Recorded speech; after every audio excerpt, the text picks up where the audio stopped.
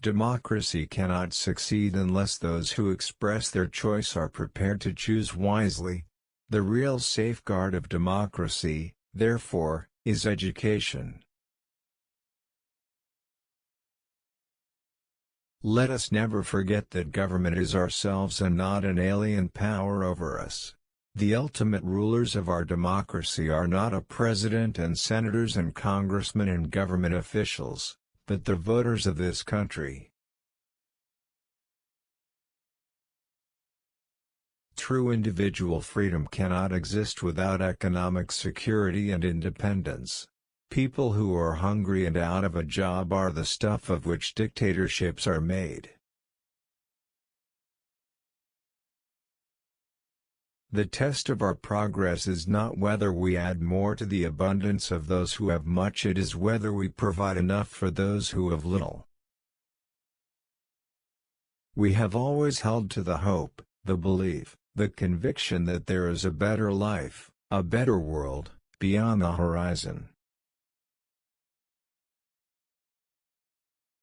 Confidence thrives on honesty, on honor, on the sacredness of obligations, on faithful protection and on unselfish performance.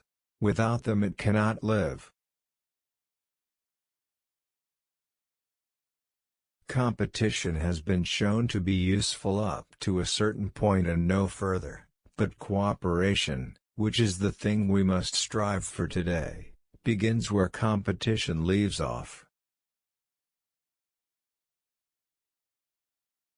If civilization is to survive, we must cultivate the science of human relationships, the ability of all peoples, of all kinds, to live together, in the same world at peace. Take a method and try it. If it fails, admit it frankly, and try another. But by all means, try something. There is a mysterious cycle in human events. To some generations much is given. Of other generations much is expected. This generation of Americans has a rendezvous with destiny. A nation that destroys its soils destroys itself. Forests are the lungs of our land, purifying the air and giving fresh strength to our people.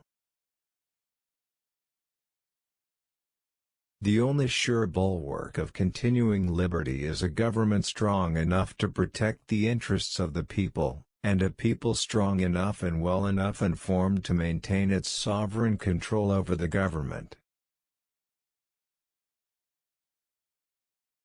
One thing is sure. We have to do something. We have to do the best we know how at the moment. If it doesn't turn out right, we can modify it as we go along.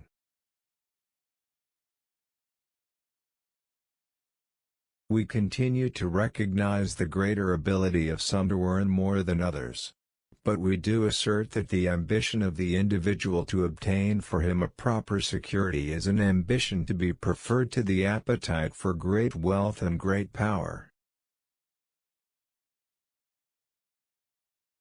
More than an end to war, we want an end to the beginning of all wars, yes, an end to this brutal, inhuman and thoroughly impractical method of settling the differences between governments. The point in history at which we stand is full of promise and danger. The world will either move forward toward unity and widely shared prosperity, or it will move apart. In our personal ambitions we are individualists. But in our seeking for economic and political progress as a nation, we all go up or else all go down as one people. Put 2 or 3 men in positions of conflicting authority. This will force them to work at loggerheads, allowing you to be the ultimate arbiter. Art is not a treasure in the past or an importation from another land, but part of the present life of all living and creating peoples.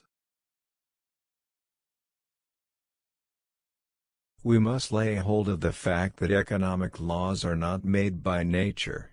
They are made by human beings.